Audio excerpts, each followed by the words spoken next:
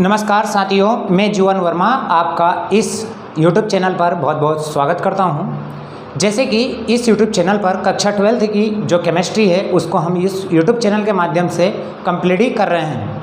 तो चलिए इस क्लास में हम यहाँ पर देखेंगे चैप्टर नंबर 2। यहाँ पर जो विलियन दिया है कक्षा 12 केमिस्ट्री का, उसमें यहाँ पर दिया है बॉइलिंग पॉइंट, यानी बॉइलिंग पॉइंट को हम समझेंगे। और बॉइलिंग पॉइंट में यानी क्वथनांक में उन्नयन, यानी बॉइलिंग पॉइंट ऑफ एलिवेशन क्या होता है, यानी बॉइलिंग पॉइंट में या क्वथनांक में उन्नयन क्या होता है। तो यहाँ पर सीधा सीधा सा है कि यदि बॉइलिंग पॉइंट में उन्नयन का मतलब होता है कि उसको उसमें वृद्धि या उच्चतम स्तर पर ले जाना। यदि यानी जो बॉइलिंग पॉइंट होगा उसका उन्नयन होना, यानी उसके बॉइलिंग पॉइंट में वृद्धि होना। अब ये किस प्रकार से होगा, बॉइलिंग पॉइंट किससे कहा जाता है, क्वथनांक क्या होगा, उसमें जब हम किसी दूसरे विलेय या अवाष्पशील विलेय को मिला देते हैं तो उसके क्वथनांक में वृद्धि किस प्रकार से हो जाती है उसको समझेंगे यहाँ पर। तो चलिए सबसे पहले हम देखें कि यहाँ पर जो हमारा एक विलेय है और यहाँ पर क्या है, हमारा विलायक है, और इन दोनों से ही हमने यहाँ पर क्या बना दिया गया है, तो ये हो गया हमारा विलयन हो गया। जब मैं इसको विलायक में विलेय को मिलाऊंगा तो विलयन बन जाएगा। अब यहाँ पर जो एक पॉइंट दिया हुआ है ये है हमारा क्वथनांक। क्वथनांक का मतलब होता है बॉइलिंग पॉइंट, यानी वह ताप या वह टेम्परेचर जिस पर कोई द्रव क्या होता है, उबलना प्रारंभ करता है या उबलना स्टार्ट करता है। उस ताप को, उस द्रव का क्या कहा जाता है, बॉइलिंग पॉइंट कहा जाता है। यहाँ पर यदि मान लीजिएगा कि ये जल है और ये शुद्ध अवस्था में है, तो इसका जो गलना यहाँ पर इसका बॉइलिंग पॉइंट होगा वो एक निश्चित होगा। यानी शुद्ध जो जल होता है वो 100 डिग्री सेंटीग्रेड पर उबलना प्रारंभ कर देता है। तो वहाँ ताप, जिस ताप पर कोई द्रव उबलना प्रारंभ करता है उससे क्या कहा जाता है, उसका क्वथनांक कहा जाता है। यहाँ पर ये जो डेफिनेशन है, यानी इसकी अर्थात करके हम दूसरी डेफिनेशन भी यहाँ पर बोल सकते हैं, या वह ताप जिस पर किसी द्रव का जो वाष्प दाब होता है वो वायुमंडलीय दाब के बराबर हो जाता है, तो वो द्रव क्या होने लगता है, उबलना प्रारंभ कर देता है। यहाँ पर 1 एटमॉस्फेयर बराबर होता है 760 mmHg होता है। तो यदि इस दाब के बराबर किसी द्रव का यहाँ पर वाष्प दाब या उसका प्रेशर अगर पहुँच जाता है तो वो द्रव उबलना प्रारंभ कर देता है। सबसे पहले हम देखेंगे कि यहाँ पर जो वाष्प दाब होगा क्या। तो जो वाष्प दाब है यानी वाष्प दाब, यदि मैं इस यहाँ पर जो पदार्थ है, ये द्रव है, लिक्विड है, इसको यहाँ से टेम्परेचर दूंगा, ताप दूंगा, तो ये क्या करेगा, उबलना प्रारंभ करेगा। मतलब यहाँ से इसकी जो वाष्प बनना प्रारंभ होगा। यदि मैं इसी को बंद कर दूं तो यहाँ पर वापस इस वाष्प के द्वारा इसकी सतह पर एक दाब आरोपित किया जाता है, उसी दाब को वाष्प दाब कहा जाता है। यहाँ पर हम देखेंगे तो ये जो शुद्ध जल होगा वो 100 डिग्री सेंटीग्रेड पर उबलना प्रारंभ कर देगा, और इसी के अंदर यदि मैं विलेय मिला दूँ और ये विलेय यदि कैसा है, हमारा अवाष्पशील है, अवाष्पशील यदि विलेय को मिलाया, वे विलेय पदार्थ जो इनकी वाष्प नहीं बनती है ऐसे को कहा जाएगा अवाष्पशील। जैसे नमक है या ग्लूकोज है, चीनी है, इनको अगर मैं, या यूरिया है, इनको अगर मैं इस लिक्विड के अंदर मिलाता हूँ तो इसका जो वाष्प दाब है वो क्या हो जाएगा, घट जाएगा। वाष्प दाब क्या होगा, घटेगा, किंतु उसका क्वथनांक क्या हो जाएगा, बढ़ जाता है। तो चलिए किस प्रकार से, यानी ये शुद्ध जल यदि 100 डिग्री सेंटीग्रेड पर उबलता है तो इसका क्वथनांक 100 डिग्री सेंटीग्रेड होगा। जैसे ही इसमें अवाष्पशील विलेय मिलाया मैंने तो ये कितने टेम्परेचर पे उबलेगा, मान लीजिएगा 110 डिग्री सेंटीग्रेड पे उबलेगा। तो इसका जो प्रारंभिक मैं टेम्परेचर यदि मान लेता हूँ तो वो कितना हो जाएगा, हमारा T1, और यदि यहाँ पर अब बन जाएगा ये विलयन बन जाएगा। ये वाला विलयन बन जाएगा क्योंकि इसके अंदर कौन आ चुका है, तो NaCl आ चुका है और यहाँ पर जल आ गया H2O, और ये हो गया हमारा NaCl। दोनों को मिक्स करूँगा, विलयन बन जाएगा। अब ये कितने पर उबलेगा, तो 110 डिग्री सेंटीग्रेड के ऊपर टेम्परेचर, यानी 100 डिग्री सेंटीग्रेड के ऊपर उबलेगा। तो ये टेम्परेचर को मैं मान लूँगा T2 मान लूँगा। अब इन दोनों के जो दोनों के जो ताप में अंतर आता है उसे ही क्या कहा जाता है, क्वथनांक में उन्नयन कहा जाता है। यानी बॉइलिंग पॉइंट में जो बॉइलिंग पॉइंट होगा उसमें उन्नयन कहा जाता है। मैं इसी को ऐसे लिख सकता हूँ, delta T equal to T2 minus T1। तो यहाँ पर क्या हो जाएगा, क्योंकि टेम्परेचर किसका ले रहे हैं, तो ये बॉइलिंग पॉइंट का ले रहे हैं, तो यहाँ हो जाएगा डेल्टा TB। तो यहाँ पर भी मैं क्या कर दूंगा, T2 माइनस T1। ये किसका होगा T1, तो ये शुद्ध विलायक का होगा, और ये किसका होगा, विलयन का। इन दोनों के जो अंतर रहेंगे उसे ही क्या कहा जाएगा, क्वथनांक में उन्नयन कहा जाएगा, बॉइलिंग पॉइंट में उन्नयन कहा जाएगा। तो और सीधा सीधा और भी हम समझें, मान लीजिएगा कि यहाँ पर दो पात्र हैं और इसके अंदर NaCl है और इसके अंदर H2 जल है, लेकिन इसी के अंदर शुद्ध जल है। ये यदि 100 डिग्री सेंटीग्रेड पे उबलेगा तो ये इस 100 डिग्री सेंटीग्रेड से कुछ ऊपर या 105 डिग्री सेंटीग्रेड या 110 डिग्री सेंटीग्रेड के ऊपर ही उबलेगा, यानी ताप में इसे अधिक टेम्परेचर की आवश्यकता होगी। यहाँ पर और भी देखें, इसका यदि मैं जो दाब है, वाष्प दाब, यदि इसका P1 होगा तो इसका क्या हो जाएगा, यहाँ पर P2 हो जाएगा, यानी वाष्प दाब में क्या होगी, कमी। तो इसका वाष्प दाब क्या होगा, अधिक, लेकिन इस विलयन का वाष्प दाब क्या हो जाएगा, कम होगा। यहाँ 2 कर दूंगा। और इसका जो कितने टेम्परेचर पे हो जाएगा, ये T1 पे हो जाएगा, तो ये कितने टेम्परेचर पे होगा, T2 पर होगा। तो चलिए हम इसको एक ग्राफ के अनुसार, एक ग्राफ से यहाँ पर इसको कंप्लीट कर लेंगे। तो चलिए, ये था क्वथनांक में उन्नयन। तो सबसे पहले हम देखेंगे इसकी डेफिनेशन। वहाँ ताप, सबसे पहले देखेंगे क्वथनांक। वहाँ ताप, जिस ताप पर कोई द्रव उबलना प्रारंभ करता है, उस ताप को उस द्रव का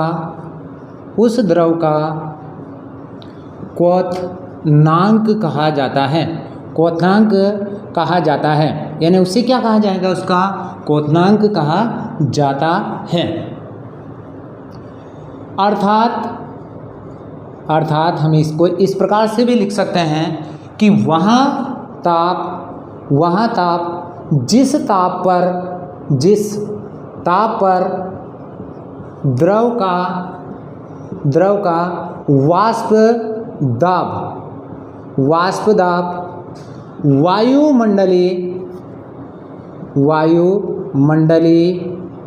वायुमंडली दाब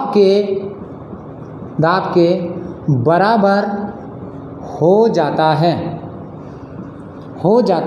है। उसे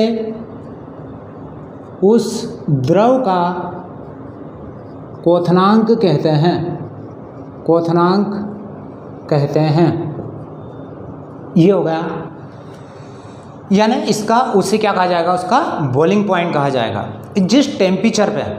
तो यहाँ पर जो वायुमंडलीय दाब होता है वो 1 एटमॉस्फेयर होता है। 1 एटमॉस्फेयर बराबर होता है आपका 760 mmHg होता है। यदि उस वायुमंडलीय दाब तक किसी द्रव का वाष्प दाब अगर पहुँच जाता है तो वो जो लिक्विड है, जो द्रव है, वो क्या करने लग जाएगा, उबलना प्रारंभ कर देगा। मैंने आपको बताया था, यानी शुद्ध विलायक का जो टेम्परेचर होगा, यानी वो कम टेम्परेचर पे उबलेगा और विलयन अधिक टेम्परेचर पे उबलेगा। इन दोनों के जो ताप या टेम्परेचर में जो अंतर आएगा उसे ही कहा जाएगा, क्वथनांक में उन्नयन कहा जाएगा। तो इसे किससे प्रदर्शित किया जाता है, तो इसे डेल्टा TB से प्रदर्शित किया जाता है। और आपको ये भी बता दें कि यदि यहाँ पर एक हमारे पास में शुद्ध द्रव है यानी जल है, तो इसका वाष्प दाब क्या होता है, अधिक होता है। इसका वाष्प दाब अधिक होता है, किंतु इसमें जब अवाष्पशील विलय यदि मिला दिया जाए तो ये विलयन तो बनेगा, लेकिन इसका वाष्प दाब क्या हो जाएगा, घट जाएगा, यानी उसके वाष्प दाब में भी क्या हो जाएगी, कमी आ जाती है। तो चलिए इसको हम एक ग्राफ के अनुसार यहाँ पर इसको समझेंगे। एक ग्राफ यहाँ पर हम कंप्लीट करेंगे। तो ये रहेगा हमारा ग्राफ, किस प्रकार से होगा, तो देखिए ये यहाँ पर इस प्रकार से हम एक ग्राफ बनाएंगे, किस में, वाष्प दाब और उसके टेम्परेचर में। एक ग्राफ को यहाँ पर कंप्लीट ही करेंगे। यदि मैं इधर बढ़ता हूँ तो इधर क्या रहेगा, मेरा टेम्परेचर रहेगा, यानी टेम्परेचर बढ़ेगा, यहाँ पर जो टेम्परेचर होगा 0 होगा, और यदि मैं ऊपर जाता हूँ तो यहाँ पर क्या होगा, हमारा दाब, यानी वेपर प्रेशर, वाष्प दाब, यहाँ पर होगा हमारा वाष्प दाब। ऊपर जाऊँगा तो वाष्प दाब यहाँ पर बढ़ेगा। अब चलिए मान लीजिएगा कि ये किसी बिंदु को हम यहाँ पर इस बिंदु को लेते हैं, इस प्रकार से ये हमारी एक बिंदु है और इसी बिंदु पर कोई द्रव है, तो उसी द्रव का इस बिंदु के ऊपर जो उसका जो ताप है, ये जो ताप है ये क्या मैं मान लेता हूँ, T1 मान लेता हूँ। इसी पर उसका वाष्प दाब कितना हो जाएगा, P1 हो जाएगा। अभी ये और जो ये लाइन है, ये वाली लाइन रहेगी, ये किसकी है, तो 1 atm होगा, मतलब बराबर कितना होगा हमारा 760 mmHg। और ये क्या होता है हमारा वायुमंडलीय दाब, वायुमंडलीय ये दाब होता है। यदि मैं इस लाइन को अगर टच कर देता हूँ तो वो जो लिक्विड है वो क्या करने लग जाएगा, उबलना प्रारंभ कर देगा। तो चलिए यहाँ से मैं इसी लाइन को आगे इस प्रकार से बढ़ाऊंगा तो ये यहाँ जाकर क्या हो जाएगा, उबलना प्रारंभ कर देगा। ये रहा। अब यहाँ पर हम देखेंगे तो इधर क्या होगा, इसका टेम्परेचर को भी हम बढ़ाएंगे, इसका टेम्परेचर भी यहाँ पर क्या हो जाएगा, बढ़ेगा। अगर मैं इसको इस प्रकार से मिला दूंगा तो यानी जैसे इसका टेम्परेचर बढ़ाऊंगा, अब इसका वाष्प दाब ऊपर बढ़ गया है, कितना वाष्प दाब हो चुका है, तो इसका वायुमंडलीय दाब के बराबर हो चुका है। लेकिन इधर टेम्परेचर भी बढ़ चुका है क्योंकि हमने इस प्रकार से मिलाया है, तो यहाँ पर जो टेम्परेचर होगा वो क्या हो जाएगा, T2 हो जाएगा। जैसे ही यहाँ T2 हुआ है तो ये कौन है हमारा, ये विलायक है, ये विलायक है यानी A है। अब यहाँ पर क्या होगा, मैंने बताया था, यानी T2 टेम्परेचर पर यानी T2 ताप पर इसका वाष्प दाब वायुमंडलीय दाब के बराबर हो जाता है, लेकिन यहाँ पर इसका जो वाष्प दाब होगा वो कम हो जाएगा T1 पर। इसी के बाद हम देखें तो ये यहाँ पर इसका 100 डिग्री सेंटीग्रेड हो जाएगा, यानी ये उबलना प्रारंभ कर देगा।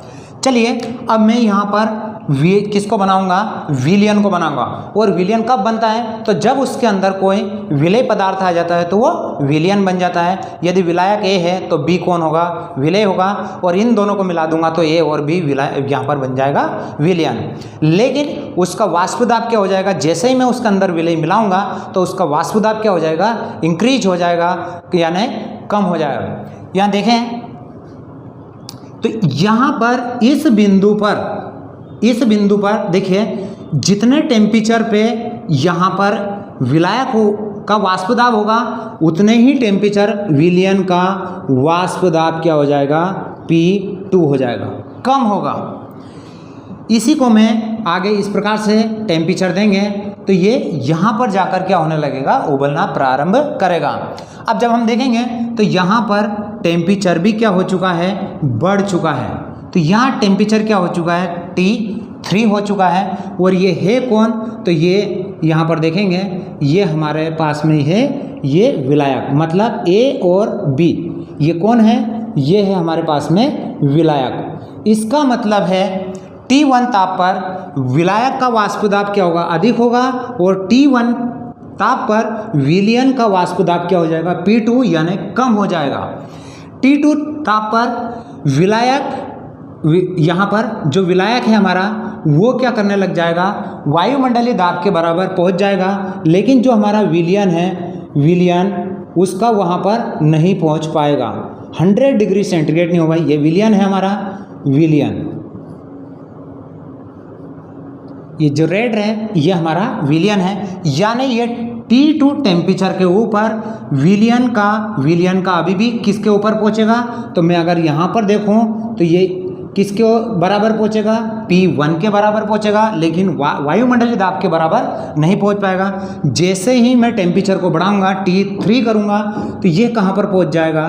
तो ये वायुमंडलीय दाब के बराबर। यानी कहने का मतलब है कि ये शुद्ध विलायक T2 टेम्परेचर, ये कम टेम्परेचर है। मान लीजिए मैं 100 डिग्री सेंटीग्रेड मानता हूँ इसको कितना मानूंगा? 100 डिग्री सेंटीग्रेड मानूंगा। तो यहाँ से ये कितना हो जाएगा? 110 डिग्री सेंटीग्रेड हो जाएगा। ये यानी इन दोनों के ताप में क्या आया हुआ है? अंतर आया है। तो इन दोनों के ताप में जो अंतर होगा उसे ही कहा जाएगा, क्वथनांक में उन्नयन कहा जाएगा। तो ताप में अंतर को क्या कहा जाता है? तो इसे किससे शो करेंगे? डेल्टा TB से प्रदर्शित किया जाएगा। यानी इन दोनों के जो टेम्परेचर होगा, उन दोनों में जो अंतर होगा उसे ही क्या कहा जाएगा? क्वथनांक में उन्नयन कहा जाएगा। तो हमने इस ग्राफ के थ्रू यहाँ पर आपको समझाया है। अब हम देखेंगे कि यदि हम इधर लिख भी लेंगे, या मैंने पूरा बताया आपको कि यदि शुद्ध विलायक के अंदर विलेय अवाष्पशील विलेय पदार्थ मिला दिया जाए तो उसका जो वाष्प दाब होगा वो घट जाएगा और उसका जो टेम्परेचर है वो बढ़ जाएगा। यानी क्वथनांक क्या होगा? वहाँ पर बढ़ जाता है। तो चलिए यहाँ पर हम लिखेंगे किसी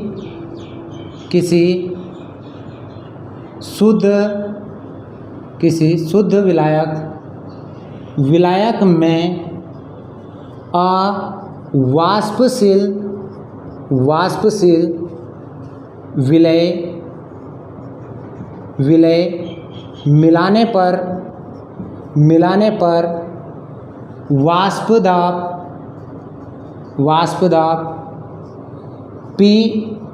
P1 से घटकर क्या हो जाएगा? P1 हो जाता है। P1 हो जाता है, यानी उसका वाष्प दाब क्या हो जाएगा? घट जाता है। आगे देखेंगे, एवं उनके ताप में जो अंतर आता है उसे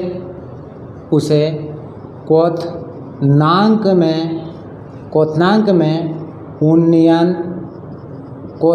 में उन्नयन कहा जाता है। क्वथनांक में उन्नयन कहा जाता है। यह रहेगा। इसे डेल्टा TB से प्रदर्शित किया जाता है। यानी किससे शो किया जाएगा? प्रदर्शित करते हैं, डेल्टा TB से इसे प्रदर्शित किया जाता है। आगे और भी दिया है इसमें, यानी किसी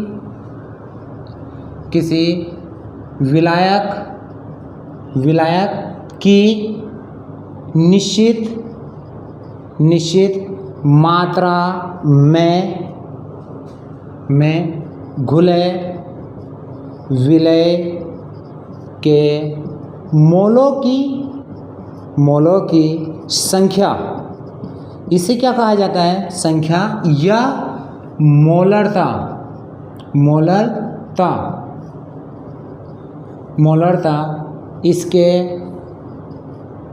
इसके समानु या अनुक्रमानुपाती होती है। अनुक्रमानुपाती होती है किसके? इस डेल्टा TB के जो उसके अंदर घुले हुए विलेय के मोलों की जो संख्या है वो इसके क्या रहेगी? या मोलरता कहते हैं उसे। तो वो मोलरता इस डेल्टा TB के क्या रहती है? समानुपाती या फिर बोलते हैं अनुक्रमानुपाती होती है। तो इसे मैं इस प्रकार से लिख दूंगा। क्या लिख दूंगा? डेल्टा TB समानुपाती। किस प्रकार से लिख दूंगा? या अनुक्रमानुपाती क्या लिखूंगा? तो इसे लिख दूंगा M। यहाँ पर क्या करूँगा? डेल्टा TB बराबर KB इंटू क्या हो जाएगा हमारा M। ये एम क्या है, तो ये है हमारा एम इक्वल टू क्या है हमारा मोलरता, क्या है मोलरता है, और इसे मैं दे दूंगा समीकरण 1 दे दूंगा। यानी जो क्वथनांक में उन्नयन होगा वो उसमें जो उपस्थित विलय के जो मोलों की संख्या है उसके क्या होती है अनुक्रमानुपाती होती है। तो इस प्रकार से हमें ये समीकरण यहाँ पर समीकरण 1 प्राप्त हो जाएगी। यदि मैं यहाँ पर मानूँ, यदि मैं क्या कर लूँ कि यहाँ पर जो विलय है या जो विलय है, तो विलय की जो यहाँ पर हमने माना है, यानी विलायक को क्या माना है मैंने ए, और विलय जो विलय है उसको मैं क्या मानूंगा यहाँ पर बी मानूंगा।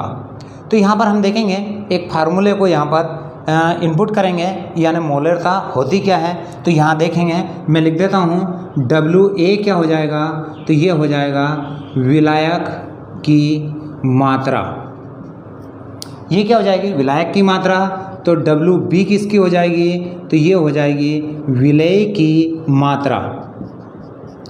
एम ए क्या हो जाएगा, तो ये हो जाएगा यहाँ पर मास, यानी विलायक, ये क्या हो जाएगा एम ए हो जाएगा विलायक का अणुभार। लेकिन एम बी क्या हो जाएगा हमारा, तो ये हो जाएगा हमारा विलय का अणुभार। तो हम इसी से लिख देंगे, यानी मोलरता, यदि मोलरता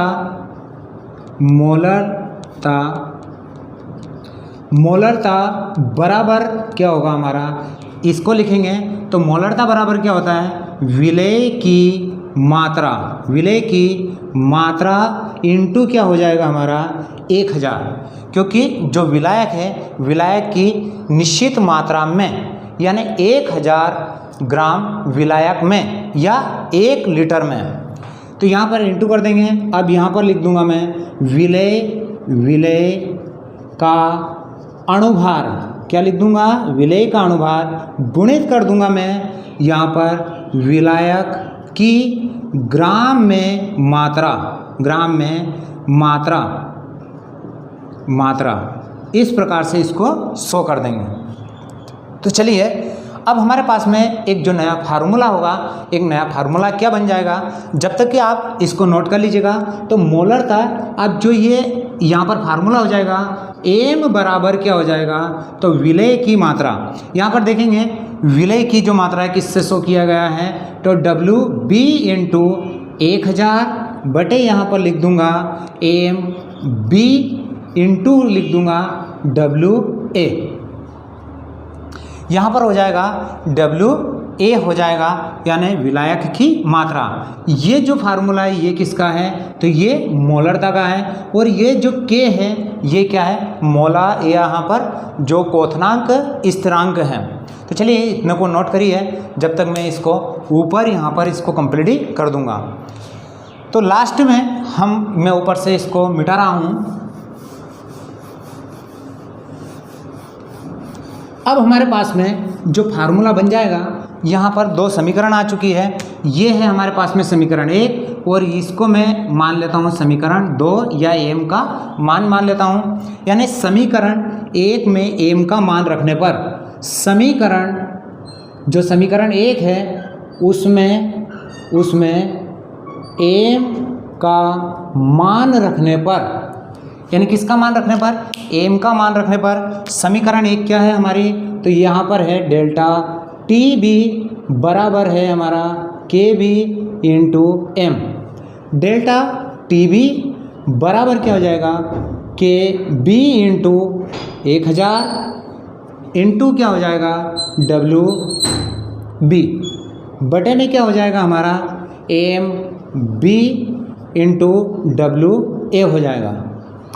आगे हम इसी को और करेंगे। यदि मुझे विलय का यदि अणुभार ज्ञात करना हो इसके अंदर, तो मैं एम बी को किधर लेकर जाऊंगा उधर, तो यहाँ पर हो जाएगा एम बी बराबर हो जाएगा हमारा 1000 इंटू के बी हो जाएगा और डब्ल्यू बी हो जाएगा, और यहाँ पर हो जाएगा डेल्टा टी बी इंटू हो जाएगा डब्ल्यू ए हो जाएगा। इस प्रकार से हम यदि किसी किसी विलायक में यदि विलय को या अवाष्पशील विलय को मिलाते हैं तो उसके जो क्वथनांक में उन्नयन हुआ है उसको भी इस फार्मूले से ज्ञात कर सकते हैं। कितना उन्नयन होगा वो ज्ञात कर सकते हैं। साथ में यदि वो जो विलय है अवाष्पशील है, यदि उसका अणुभार हमें ज्ञात करना हो तो भी हम इसके द्वारा उसको ज्ञात कर सकते हैं, क्योंकि जो MB है वो है विलय का अणुभार है, यानी विलय का अणुभार है। और यहाँ पर जो WA है ये क्या है, विलायक की मात्रा है। तो इन फार्मूले से जो भी न्यूमेरिकल्स जो सवाल आएंगे वो आपको इस जो अगली क्लास रहेगी उस क्लास में आपको कंप्लीट ही करा देंगे। तो यहाँ पर हमने देखा है कि यदि मैं एक शुद्ध विलायक है और उस शुद्ध विलायक में यदि मैं विलय को मिला दूंगा तो उसका वाष्प दाब क्या हो जाएगा, घट जाएगा, किंतु उसका जो बॉइलिंग पॉइंट होगा वो क्या हो जाता है, बढ़ जाता है। यानी बॉइलिंग पॉइंट में क्या होगा, वृद्धि। इसे ही क्या कहा जाएगा, क्वथनांक में उन्नयन कहा जाता है। और क्वथनांक होता क्या है, तो वह ताप, वह टेम्परेचर, जिस टेम्परेचर पे कोई द्रव उबलना प्रारंभ करता है तो उसे क्या कहा जाता है, उस द्रव का बॉइलिंग पॉइंट या क्वथनांक कहा जाता है। या इसकी डेफिनेशन हमने ऐसे भी बताया आपको कि क्या कि यदि किसी या वह दाब या वह टेम्परेचर जिस पर किसी द्रव का वाष्प दाब वायुमंडलीय दाब के बराबर अगर होता है तो भी उसे क्या कहा जाएगा, उसका क्वथनांक, उस टेम्परेचर पे उसका क्वथनांक कहा जाएगा। हमेशा याद रखिए कि यदि शुद्ध विलायक का जो क्वथनांक होता है वो क्या होता है, यदि 100 डिग्री सेंटीग्रेड होता है, यदि उसमें अवाष्पशील विलय मिला दिया जाता है तो उसका जो टेम्परेचर 100 डिग्री से ऊपर पहुंच जाएगा, लेकिन उसके वाष्प दाब क्या हो जाता है, घट जाता है। तो ये ग्राफ यहाँ पर हमने इस ग्राफ के द्वारा भी आपको बताया है या इस ग्राफ के द्वारा भी समझा है। और इसमें जो ये KB है ये क्या है, बॉइलिंग पॉइंट में एक स्थिरांक है या बॉइलिंग पॉइंट का स्थिरांक है। तो इसी प्रकार से जो कक्षा 12th है उसकी जो केमिस्ट्री कक्षा में चैप्टर नंबर जो 2 है उसको हम इस YouTube चैनल के माध्यम से इसी प्रकार से कंटिन्यू करते रहेंगे। तो अभी भी अगर आप हमारे इस चैनल पर नए हैं तो प्लीज़ इस चैनल को आप क्या कर लीजिएगा, सब्सक्राइब कर लीजिएगा, क्योंकि इसी प्रकार से जो भी क्लास आपके रहेंगे या जो भी केमिस्ट्री के यूनिट चैप्टर वाइज रहेंगे वो आपको इस YouTube चैनल के माध्यम से प्रोवाइड कराते रहेंगे। तो इसी के साथ जय हिंद, जय भारत।